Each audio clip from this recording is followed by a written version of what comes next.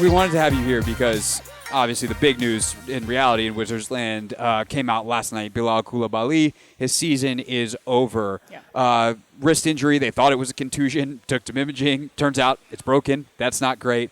But what do you make of his rookie season?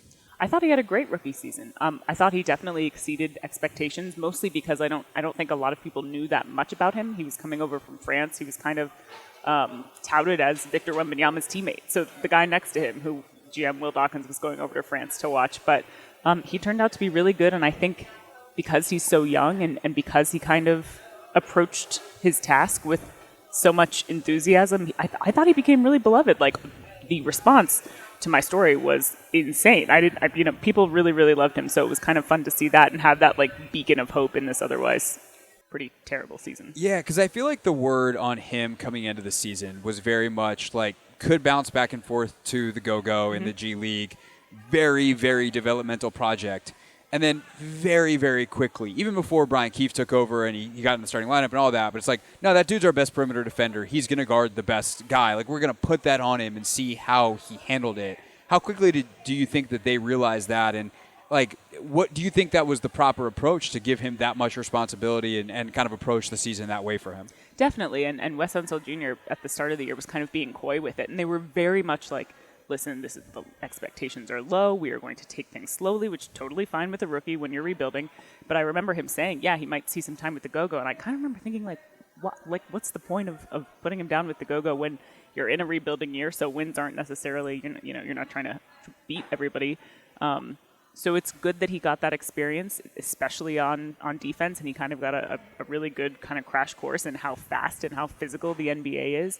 And he loved it. Like, he never dipped. He never, he took lumps every single night. Yeah. Like, he got, This league's he hard got as hell. absolutely blown by sometimes. And he was just like, yeah, working on being better. And he was a really fast learner. So I think that's invaluable experience. Ava Wallace on set with us here at Capital One Arena, of course, Washington Post, Wizards beat reporter. So I think that one thing that was interesting to watch over the course of the season is kind of that development plan that seemed very prescriptive for certain guys of like, we want you to focus on this. And you'd see fans being like, well, I want to see Bilal take more shots, or I want to see the ball in Denny's hands more, for instance, two of the big examples. For Bilal, like, how did you see the other parts of his game come along, and how did the handling of his responsibilities change with the coaching change mid-season? Yeah, I think with the coaching change, to address that first, what they mostly just wanted, especially since it happened later in the year, and that was kind of the plan all along, but they mostly wanted to just get him more experience. After All-Star, he was always going to be in the starting lineup. Why not stick him out there and get him good minutes against kind of other starters in the league? So that was the plan, I think, even before the Jordan Poole benching came about. But early in the year, it was about using his defense and learning how to kind of move his body. He had really good court awareness for a teenager. They drafted him when he was 18. He started in the league when he was 19. He had really good court awareness, knew how to use his length, but it's a different thing coming in and learning to read defenses and learning to anticipate offenses. Of course, he had to learn all the guys he was going to be guarding. It's different than watching Jason Tatum on TV and trying to keep up with him in an NBA game, so they wanted that.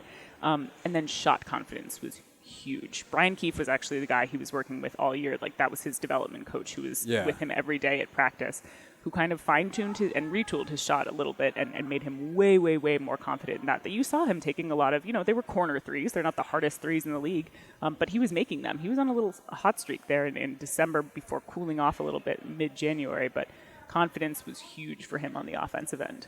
So to give folks an idea, like, we can watch him on TV. You are in the locker room pre-post game. Like, you actually get to talk to him. And again, we're talking about this in case you guys missed it last night. Bilal Coulibaly's season comes to an end. His rookie year, very successful campaign, I think, in a lot of accounts, certainly Ava's, and in my opinion here. But, like, what's he like to talk to? Like, what kind of head is on that young kid's shoulders? Oh, my gosh. He's awesome. He's so chill. Like, he's always happy. I remember talking to him. I did a feature on him before All-Star, and I was kind of asking him about going up against guys who were just absolutely running him over every night. And he was like, I'm having so much fun. Like, he was just like, I was watching these guys on TV last year. You remember, like, it was February 2023 that he got called up on the his French club team, that he got called up to the senior team. So it's only a year that, the NBA wasn't, it's something he wanted since he was a kid, but it wasn't actually within his grasp until like a couple months before the draft. So this is very much a whirlwind for him. He's got a great head on his shoulders. Mom and dad have kind of been coming over from France and alternating spending time with him. So he's got a grounded family presence. He's got sisters he's super close to, but very low key, didn't seem fazed by much, just a super happy guy who's just like, I'm absolutely thrilled to be here. Having a great time. Pretty quiet, so it'll be interesting to see how he kind of evolves as a voice in the locker room. Yeah, how has the locker... I mean, I think this locker room is much more similar than we thought it was going to be because we thought there would be a lot more trades at the deadline. Yeah. They hold on to Tyus, for instance. Mm-hmm. But, one thing you do kind of keep hearing is that this is still like a pretty tight locker room, and some of the nonsense that has happened in years past, and frankly happens on most losing teams in all sports, hasn't really infiltrated this room. Is that a lot of really good positive spin coming out, or like do you think that is genuine that this group has kept a pretty healthy environment despite the lack of winning? No, it's definitely been a healthy environment. I will say that's something I've experienced all year, that it's a really good group that really understood what was going to happen this year. I mean, nobody expected them to be this bad, players included, and that's not to say that they're not absolutely bummed out after a terrible loss or when they were on that, 16-game winning streak, or 16, losing streak. 17, whatever it got to. Yeah, guys were definitely feeling that, and you could tell, but nobody was snapping at each other. Nobody was doing anything that was like unproductive criticism. You see they kind of get after each other on court sometimes, which I think is healthy and normal and good. No, but from everything I've seen and everything I've heard, it's a very the vibes are more lighthearted than you'd expect, I think, because everybody understands what's going on. Yeah, they're in on the joke, if you will. Not that it's a joke, but they're in on it. It feels like a joke sometimes. It does certainly feel like a joke. Well, so that kind of unfortunately spins us to where I want to go next, which is they move on from West Unseld because they are not competitive. Mm-hmm. And that was, I think, very clearly the necessary move at the time. I think everyone's on the same page. Everyone was on the same page with that. And they have been, I think, on the whole, more competitive since Brian Keefe took over. But the last couple of weeks, they have seemingly regressed into some really, really bad losses. Is that just because they've had so many injury issues and they literally at this point don't have the personnel? Or has some of the new coach shine, if you will, worn off and some bad habits started to redevelop? I think both of those things. Something to remember about a rebuilding team, especially one with there's a large talent gap between the Wizards and their opponent almost every single night. It's not going to be linear progress. So that progress when Keefe took over, like you said, it was kind of like a new voice in the room, a little kick in the gut for them. You definitely saw them competing. I think you still do see them competing a little bit harder, especially in the second half. But it's not going to be linear progress. It's going to be a lot of ups and downs, especially on a team so young, especially on a team where, the leadership qualities are kind of dispersed between a couple of guys. It's not like there's one person everybody's following. So that made sense to me. It just does kind of, I think the only thing you reflect on is okay, that coaching change clearly needed. I think the locker room was wanting it. So that's one thing it achieved. But what else did the coaching, how effective was that coaching change, I guess? I think there are a couple of different ways to measure it, and that's something that I would be interested to look into. Yeah, no, for sure. And it's something where, for Brian Keefe, it was a bit of an audition. Mm-hmm. And, I don't know how that's gone at this point. I don't know if he's going to get tough a serious... Job. It is, tough right? Job coming in. And that would kind of be my question, right? Is if I'm Dawkins and Winger, I'm obviously going to cast a wide net. Mm-hmm. But, is he in the net? I think he'd have to be, just because by default, if you want to give your guy who came up a fair shake, and certainly Brian Keefe has, I think, done pretty well with a nearly impossible task of, coming in. Just something I think of every night when we talk to him, and he's relentlessly positive, and he's, sharing with us what he can, but it's not like you can come in as an interim coach and be super critical of your guys, or you have to kind of keep people together and keep people trending in the right direction, and that's the main task. So it's an interesting kind of grade sheet that you're measuring him on. But yeah, I think he would definitely be in the conversation. So this is rebuild year one. And obviously they weren't very good most of the previous years, but this year they were trying. So I know it's funny that they're actually not tanking this year, and everyone actually is legitimately injured. It's not that they're holding guys out; everyone's just injured. No, it's they would like Bilal to get an extra 10 games at the end of the season. Landry here. Shamet doesn't need to be resting; he's injured. They don't have dudes. Yeah.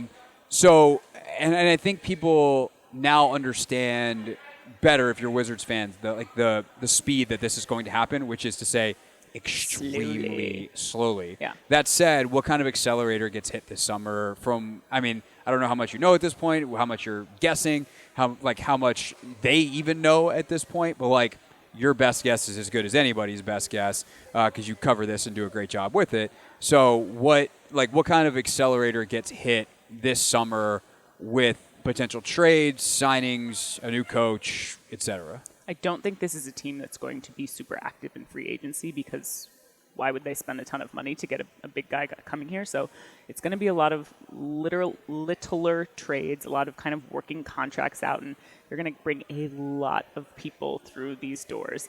They just had a player come over, Tristan Vucevic. I think I said that right.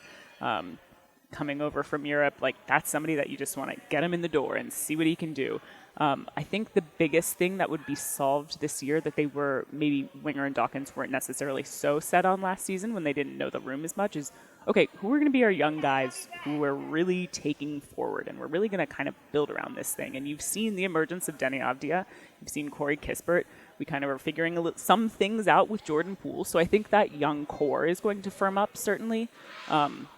And that doesn't mean I honestly don't think anybody, maybe but Jordan Poole, you can guarantee, even though they gave Denny a contract, just because of where they are in the rebuilding process, I still think the roster could change, and I'm not saying those guys are definitely going to be here, but I think that's what's going to firm up this summer is like, who are our guys going forward? Who are we building around? Who are we saying is the face of the franchise for the next 3 years? Yeah, I think that's so hard, too, because obviously it'll depend on who they draft, and this isn't seen as a particularly great draft, but hey, if, there's been...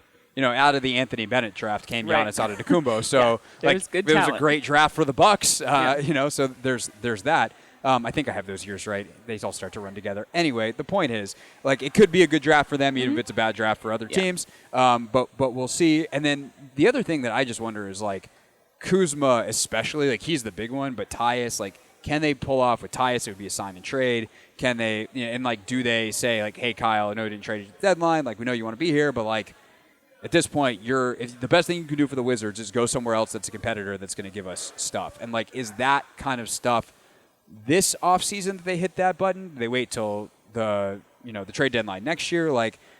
I just kind of wonder when the next big thing happens because it feels like in a rebuild, you need that. And obviously, Beal was a very significant part of that. Porzingis, I think people forget, was a pending free agent that had a say in where he could go.